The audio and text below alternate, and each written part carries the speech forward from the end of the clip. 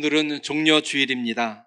종려주일이란 예수님께서 3년간의 전도 사역을 마치시고 마지막으로 십자가를 지시기 위해 예루살렘 성에 들어가셨을 때 사람들이 종려나무 가지를 들고 예수님을 환영한 것을 기념하는 날이지요.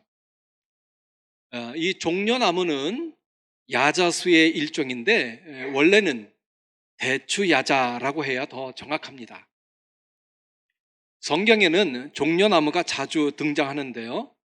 그 대표적인 예로 시편 92편 12절을 들 수 있습니다. 의인은 종려나무같이 번성하며, 또 요한계시록 7장 9절에는 이 일 후에 내가 보니 각 나라와 족속과 백성과 방언에서 아무도 능히 셀 수 없는 큰 무리가 나와 흰옷을 입고 손에 종려 가지를 들고 보좌 앞과 어린 양 앞에 서서, 이렇게 돼 있어요. 이걸 보면 종려나무는 번성 그리고 승리를 상징하는 나무라는 걸 알 수 있습니다. 종려주일 다음 날인 내일부터는 고난주간이 시작되는데요. 특히 이번 금요일은 성금요일로 예수님께서 십자가에 달려 돌아가신 것을 기념하는 날입니다. 그동안 금요 기도회에 참석하지 못하신 분들도 이번 성금요일만큼은 모두 교회에 나와 기도회에 참석하시면 고맙겠습니다. 오늘 본문에는 세 종류의 사람이 등장합니다. 첫 번째는 하나님의 말씀에 순종한 사람. 두 번째는 하나님의 말씀에 순종했다가 배반한 사람. 그리고 마지막 세 번째는 하나님의 말씀을 거부한 사람입니다. 저는 본문을 중심으로 우리가 어떤 사람이 되어야 하나님께서 기뻐하실지 말씀을 통해 교훈을 받으며 함께 은혜를 나누고자 합니다. 오늘 본문은 예수님께서 길가에 있던 맹인 두 사람을 고쳐주신 이후에 생긴 사건입니다. 본문에 보니 예수님은 십자가 지실 날이 다가옴을 아시고 예루살렘 성으로 들어가시기로 하셨어요. 예루살렘에 가까이 와서 그 감람산 기슭 벳바게라는 곳에 이르렀을 때에 예수님께서 두 제자를 불러 말씀하십니다. 얘들아, 너희가 저기 보이는 맞은편 마을로 가거라. 거기에 가면 나귀 한 마리가 나귀 새끼와 함께 매여 있을 텐데 풀어서 이리로 끌고 오너라. 만일 누가 뭐라고 말하면 주님께서 쓰신다 이렇게 얘기하여라. 그러면 곧 보내주실 거다. 곧 보낼 거다. 우리는 이 말씀을 읽을 때에 매해 종려 주일마다 들은 말씀이라 별 생각 없이 무심코 넘어가기 쉬워요. 하지만 우리가 이 두 제자라고 생각을 하고 다시 한번 이 구절을 읽으면 얘기는 완전히 달라져요. 왜냐하면 예수님께서 끌고 오라고 하신 나귀는 예수님의 소유가 아니기 때문에 그래요. 제가 만일 제자였다면 분명히 이랬을 거예요. 예수님, 그게 무슨 말씀이세요? 우리 것도 아닌 남의 나귀를 그냥 끌고 오라고요? 저는 절대 못합니다. 차라리 다른 사람 시키세요. 실제로 성경에 보면 나귀의 주인은 따로 있었어요. 우리가 방금 읽은 누가복음 19장 33절입니다. 나귀 새끼를 풀 때에 그 임자들이 이르되 어찌하여 나귀의 새끼를 푸느냐. 여기 보니까 나귀의 임자는 분명히 있었어요. 그것도 한 사람이 아니라 최소한 둘 이상이에요. 왜요? 임자들이라고 했으니까요. 근데 여기서 잠깐 우리가 눈여겨봐야 할 내용이 있습니다. 그건 우리가 처음 읽은 마태복음 21장과 그리고 우리가 읽지는 않았지만 마가복음 11장 그리고 우리가 방금 읽은 누가복음 19장에 보면 다 같은 내용을 기록하고 있지만 예수님께서 말씀하신 나귀에 관해서는 약간의 차이가 있어요. 마태복음에는 메인 나귀와 나귀 새끼가 함께 매어 있을 것이니 풀어 내게로 끌고 와라, 이렇게 되어 있어서 나귀가 두 마리예요. 하지만 마가복음에는 아직 아무도 타보지 않은 나귀 새끼가 매어 있는 것을 보리니 풀어 끌고 오라, 이렇게 되어 있고, 또 누가복음도 마가복음과 비슷하게 되어 있어요.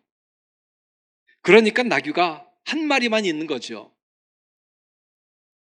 자, 마태복음에는 나귀가 두 마리, 마가복음과 누가복음에는 나귀가 한 마리. 같은 사건을 두고 왜 서로 이렇게 다를까요? 이 의문에 대해 학자들은 이렇게 설명을 합니다.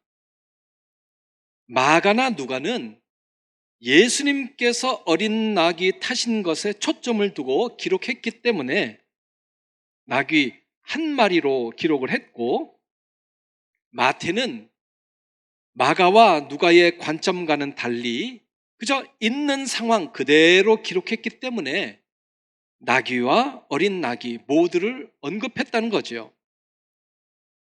그래요. 관점이 다르니까 같은 내용을 기록할 때도 차이가 생길 수 있어요. 우리가 잘 아는 바와 같이 여기 컵에 물이 있습니다. 어느 사람이 이렇게 말하죠. 물이 많이 있네. 그런데 또 어느 사람은 이렇게 얘기합니다. 물이 다 차지 않았네. 제가 물을 마시고 반쯤 남으면 어떻게 될까요? 한 사람은 이렇게 말할 겁니다. 물이 반밖에 없어? 또 다른 사람은 어떻게 얘기해요? 물이 아직도 반이나 있네. 같은 것을 보고도 관점이 달라요. 여기도 마찬가지입니다. 같은 사건을 봤지만 마태는 나귀 둘로, 그리고 마가와 누가는 나귀 한 마리로 기록을 합니다. 관점이 달라서 그래요. 하지만 한 가지 분명한 것이 있습니다. 그건 예수님께서 그냥 나귀가 아니라 어린 나귀를 타셨다는 거예요. 자, 예수님의 명령을 들은 제자들은 맞은편 마을에 갔습니다. 그랬더니 정말 예수님이 말씀하신 그대로 길거리에 나귀가 묶여 있었어요. 누가복음 19장 32절이죠.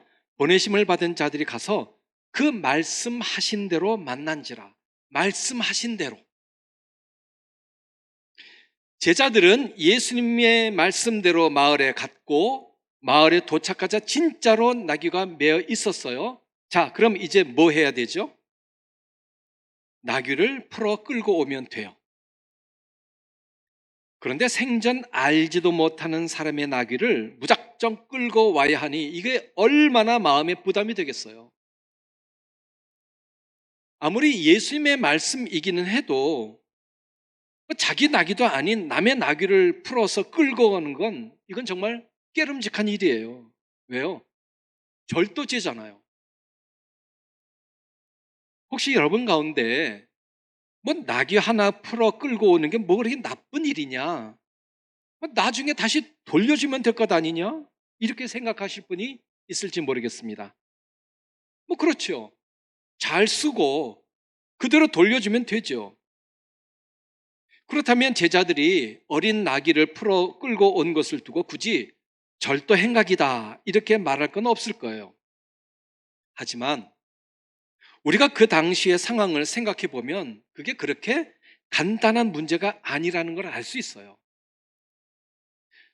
당시에 사람들이 타고 다니거나 짐을 옮길 때 사용한 교통수단은 주로 말, 낙타, 그리고 나귀였어요. 말이나 낙타를 지금의 중형차라고 한다면 이 나귀는 주로 경차 정도로 생각하시면 됩니다. 그런데 제자들이 아무런 허락도 없이 무조건 나귀를 끌고 간다면 주인이 가만히 있을까요? 그렇지 않겠지요. 자칫 잘못하면 오해받을 소지가 충분히 있어요. 그럼에도 불구하고 제자들은 나귀를 끌고 와야 해요. 예수님께서 말씀하신 거니까요. 물론 예수님은 만일 누가 뭐라고 하거든 주가 쓰시겠다 해라. 그러면 즉시 보낼 거다. 이렇게 말씀하셨지만 직접 나귀를 끌고 와야 하는 제자들의 입장에서 보면 이거 정말 난감하기 짝이 없는 일입니다. 근데 제자들은 예수님께서 말씀하신 대로 가서 나귀를 풀었어요. 아니나 다를까? 나귀의 주인이 물어요. 왜 나귀를 푸느냐?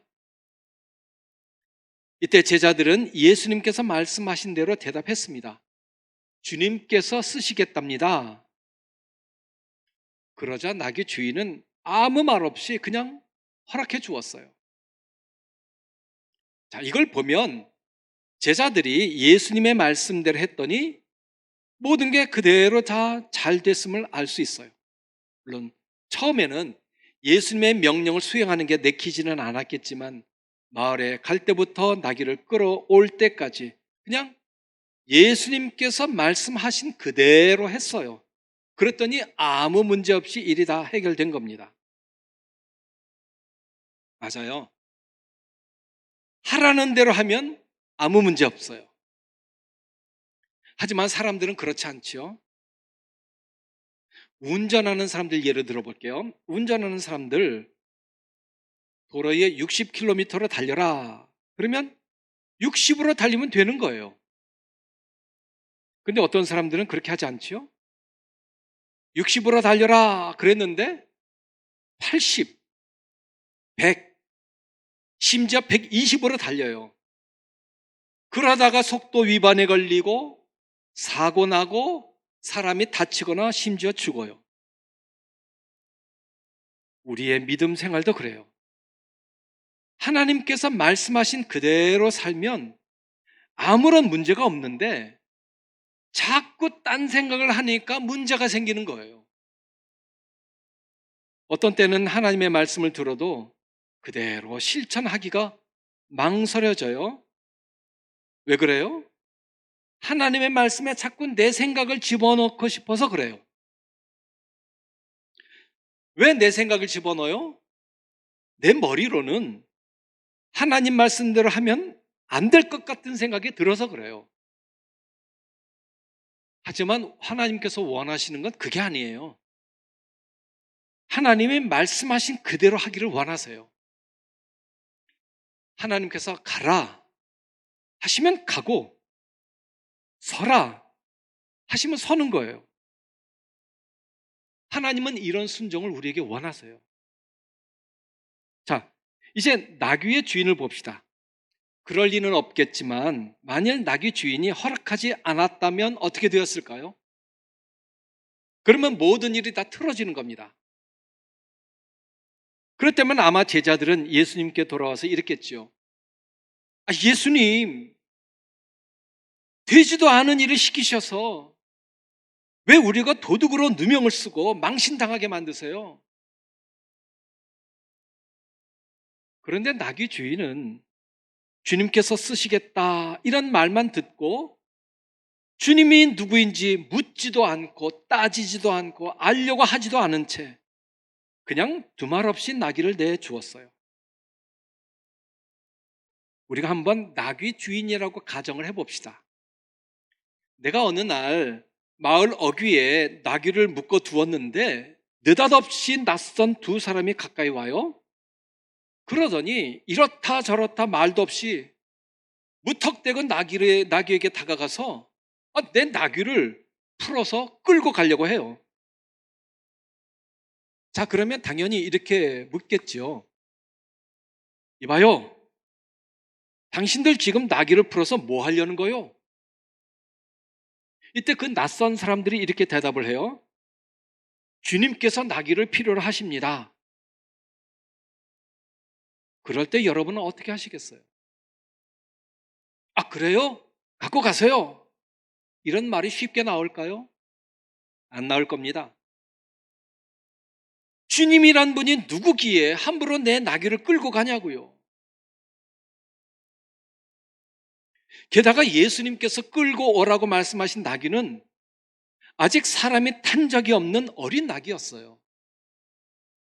이걸 이제 자동차로 제가 비유를 할게요. 내가 자동차를 샀는데 말이죠. 아직 한 번도 사용한 적이 없는 작지만 깨끗한 신형차 경차를 샀어요. 그래서 이제 내 집 앞에 이렇게 뒀는데 전혀 알지도 못한 사람이 오더니 대뜸 차 문을 열고는 시동을 걸고 끌고 가려고 해요. 여러분이 깜짝 놀랐어요. 지금 당신들 뭐 하는 거요? 그렇게 물었더니 아, 주님께서 이 차를 필요로 하십니다. 이렇게 말한다면 어떤 반응이 나올까요? 그런데 이 나귀의 주인을 보세요. 그는 제자들이 전한 예수님의 말씀을 그대로 믿고 순종해서 두말 없이 허락을 했어요. 그러니 이름이 밝혀지지 않은 이 남자가 보인 예수님의 말씀에 대한 태도, 정말 대단한 거죠. 이름도 없는 나귀 주인이 예수님의 말씀을 전해 듣고 그대로 허락한 결과 이렇게 2000년이 흐른 지금 1년에 꼭 한 번씩은 전 세계의 모든 성도들에게, 특히 아시아의 구석 한국, 그것도 동자동이라는 곳에 여러 사람들이 모인 가운데 설교에서 이렇게 거론이 되고 칭찬받는 유명 인사가 되었으니 참 놀랍지요. 하여간 제자들도 그렇고 나귀 주인도 그렇고 모두 하나님의 말씀에 그대로 순종을 했어요. 자, 그러면 예수님은 어떠실까요? 사실 예수님은 언제나 그러셨듯이 그냥 걸어서 예루살렘에 가셔도 상관없어요. 여태껏 걸어 다니셨는데 뭐 하려고 그날따라 나귀를 타시겠다고 고집을 부리시겠어요?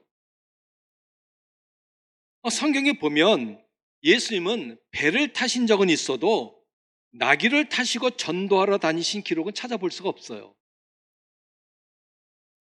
그런데 이날만큼은 예수님께서 평소와는 달리 굳이 나귀를 타고 가시고자 하신 거예요. 왜 그러셨을까요? 이것도 의문이지요. 어린 나귀에 30살, 33살 정도의 예수님이 타신다는 거, 이거 좀 격이 안 맞는 것 같지요. 이왕이면 타실 거라면 힘도 좋은 큰 말이거나 아니면 굳이 나귀를 타시겠다면 다 자란 나귀를 타시지 왜 하필이면 어린 나귀를 타시려고 하실까요? 인간적으로 생각하면 전혀 이해할 수 없는 일이지만 여기에는 다 그럴 만한 이유가 있어요. 예수님께서 예루살렘 성에 입성하실 때에 어린 나귀를 타시는 건 예수님께서 탄생하시기 500여 년 전에 이미 구약의 스가랴 선지자가 예언한 거예요. 스가랴 9장 9절에 이렇게 되어 있습니다. 시온에 따라 크게 기뻐할지어다. 예루살렘에 따라 즐거이 부를지어다. 보라, 내 왕이 내게 임하시나니 그는 공의로우시며 구원을 베푸시며 겸손하여서, 그 다음에 잘 들으세요, 나귀를 타시나니 나귀의 작은 것 곧 나귀 새끼니라.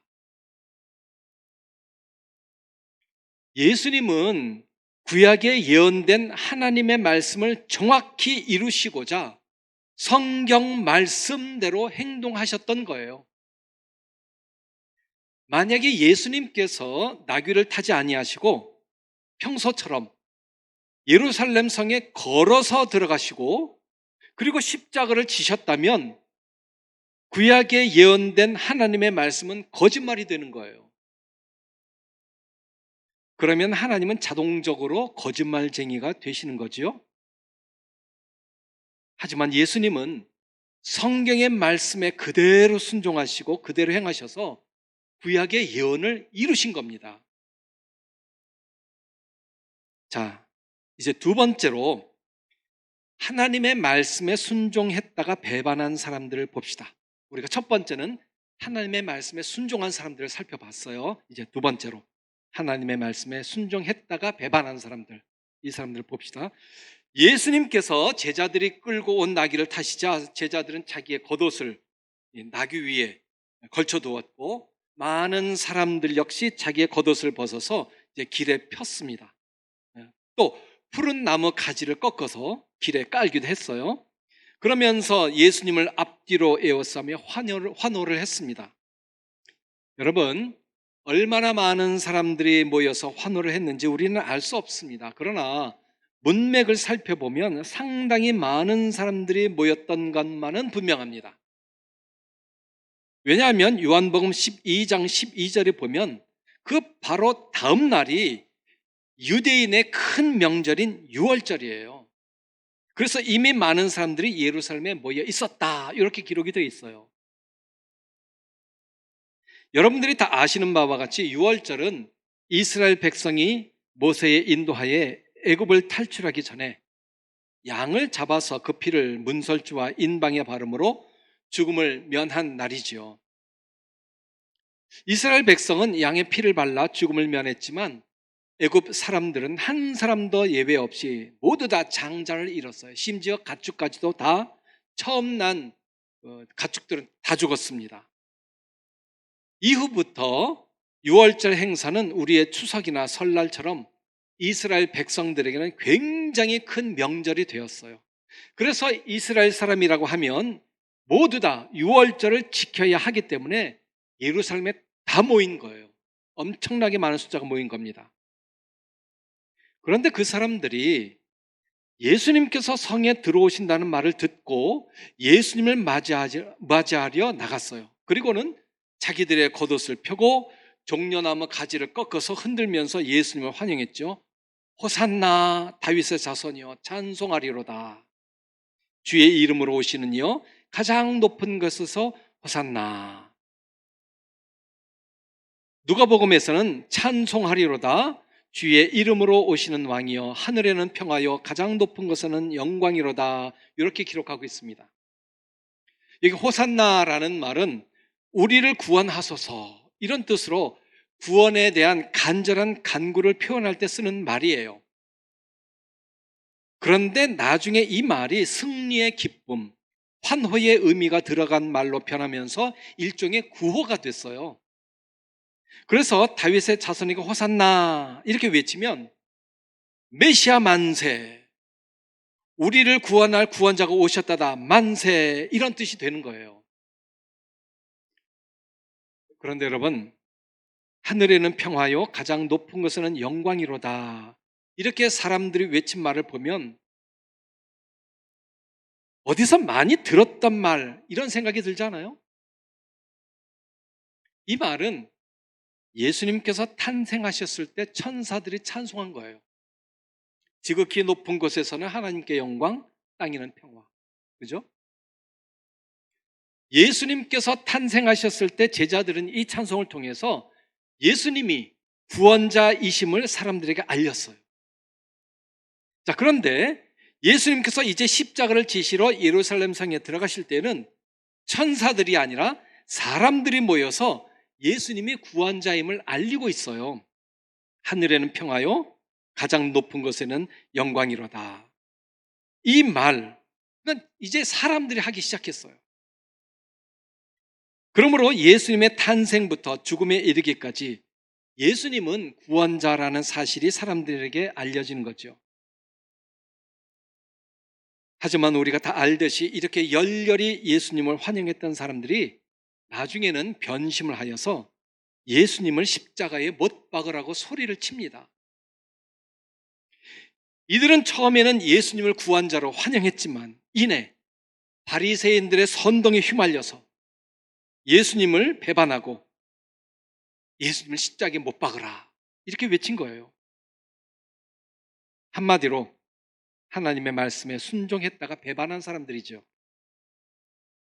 마치 포도원에 가서 일하라 라는 아버지의 말에 가겠습니다 이렇게 말을 하고는 가지 않은 아들처럼 말이죠. 우리는 이런 사람이 되어서는 안 됩니다. 우리는 처음부터 끝까지 하나님의 말씀에 절대적으로 순종하는 사람이 되어야 합니다. 자, 이제는 마지막으로 우리가 살펴볼 사람들은 하나님의 말씀을 처음부터 거부한 사람들이에요. 그들은 바리새인들입니다. 군중들이 예수님을 구원자라고 외치면서 행진을 하자 바리새인들이 예수님께 다가가서 항의를 합니다. 누가복음 19장 39절인데요. 선생이여, 당신의 제자들을 책망하소서. 바리새인들의 이 말은 아니 이게 도대체 무슨 소란입니까? 제발 당신의 제자들 좀 조용히 시키십시오. 이런 뜻이에요. 바리새인들은 사람들의 환호가 시끄러워서 예수님께 항의한 걸까요? 아닙니다. 그들은 예수님을 따르는 자들이 예수님을 향해서 우리를 구원할 메시아가 오셨다 이렇게 외치는 것이 싫어서 항의한 거예요. 왜냐하면 바리새인들은 예수님을 구원자로 인정하지 않았기 때문에 그래요. 자기들은 예수님을 구원자로 인정하지 않는데 사람들이 예수님을 구원자라고 하니까 심기가 불편해졌어요. 그래서 예수님께 가서 좀 조용히 시키라고 이렇게 말을 했던 거죠. 사실 바리새인들은 예수님에 대해서 이런 생각을 했어요. 도대체 예수가 왜 구원자란 말인가? 이 자는 마구간에서 태어났으며 기껏해야 목수의 아들인데 또 세리와 창기들이 이 사람을 따라다녔는데 어떻게 이런 자가 우리를 구원할 구원자가 될 수 있단 말인가? 이런 생각에 바리새인들은 예수님을 구원자로 인정하지 않았어요. 사실 바리새인들은 성경에 대해서는 굉장히 박식한 사람들입니다. 성경에 메시아가 베들레헴에서 탄생할 것도 이들은 성경을 통해서 알았어요. 그러나 이들은 하나님 말씀보다 자기들이 지켜오는 그 전통을 더 소중히 여긴 탓에 그 예수님의 말씀을 귀담아 듣질 않았어요. 제가 지난번에 여러분들에게 말씀드린 것처럼 바리새인들은 부모를 공경하라 이런 하나님의 말씀보다 자기들이 조상들로부터 내려온 고르반 전통을 더 소중하게 여겼어요. 그래서 부모님에게 드려야 할 것을 드리지 않고 자기가 착복을 한 거죠. 부모님에게 드릴 것 아까워요. 뭐라고 얘기해요? 고르반. 고르반이 뭐예요? 이거 하나님께 이미 바친 겁니다. 손 대지 마세요. 그 뜻이에요. 그럼 부모님의 손을 못 댑니다. 자기가 가는 거예요. 이렇게 하나님 말씀보다 전통을 소중히 여기는 이런 행동에 대해서 예수님께서 지적을 하시자 이들이 예수님을 죽이기로 결심을 하고 어떻게 해서든지 예수님을 책잡기에 혈안이 된 겁니다. 그래서 이들은 예수님을 거부함으로 결국 하나님의 말씀을 거부한 사람들이 되고 말았죠. 이제 말씀을 마치겠습니다. 사랑하는 여러분, 하나님의 말씀을 들었지만 배반한 군중들, 그리고 처음부터 하나님의 말씀을 거부한 바리새인들, 이들은 모두 불행한 결말을 맞이할 수밖에 없었습니다. 그러나 나귀를 끌고 온 두 제자, 그리고 나귀의 주인, 또 예수님, 모두 하나님의 말씀에 절대적으로 순종을 했어요. 오늘날 많은 사람들이 성경을 읽지만 읽는 것으로 그칠 뿐 믿지를 않습니다. 믿지를 않으니 성경대로 살 수 없는 거지요. 하지만 우리는 무슨 일이 있어도 성경 말씀을 붙들어야 합니다. 그리고 우리의 생활에서 한 걸음도 하나님의 품에서 벗어나지 않도록 해야 합니다. 그렇지 않으면 우리 역시 처음에는 예수님을 환영했다가 결국 예수님을 십자가에 못 박으라는 군중들처럼 될 수밖에 없습니다. 내일부터 고난주간이 시작됩니다. 이번 주간에는 특별히 예수님께서 십자가에서 하신 7마디의 말씀을 묵상하려고 합니다. 예수님께서 십자가에 달려 돌아가시기 전에 남기신 7마디의 말씀을 한마디도 놓치지 말고 내 영의 양식으로 삼아 하나님께 한 걸음 더 가까이 다가가는 한 주간이 되기를 바랍니다. 하나님의 말씀을 사랑하는 우리 모두에게 하나님께서 하나님의 뜻을 깨닫게 하시고 말씀으로 위로해 주시고 우리를 바른 길로 인도하셔서 우리 모두 하나님의 말씀에 절대적으로 순종하는 봉함의 가족이 되기를 간절히 바랍니다. 아멘. 기도.